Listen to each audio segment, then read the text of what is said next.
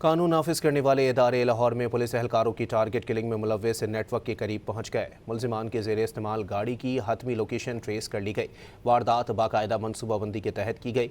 Police जराये के मुताबिक कानून नाफिज करने वाले इदारों की रिपोर्ट में बताया गया है कि टारगेट किलर रेहान, फयाज भट्ट और तारिक ने 6:38 पर बादामी बाग में फायरिंग की।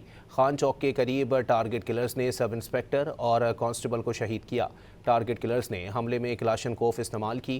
कांस्टेबल के गिरने के बाद एक मुसल्ला टारगेट किलर ऊपर खड़ा होकर गोलियां चलाता रहा।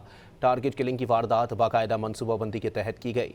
टारगेट किलर्स के नेटवर्क के करीब पहुंच चुके, जल्द ब्रेक थ्रू मुतवक्के है।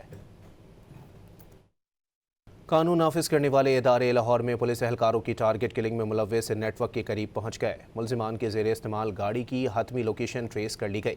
वारदात बाकायदा मनसूबाबंदी के तहत की गई।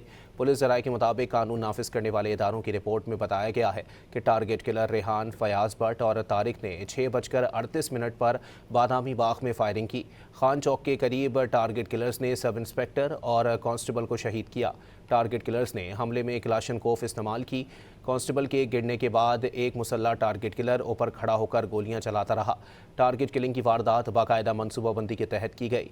टारगेट किलर्स के नेटवर्क के करीब पहुंच चुके, जल्द ब्रेक थ्रू मुतवक्के है।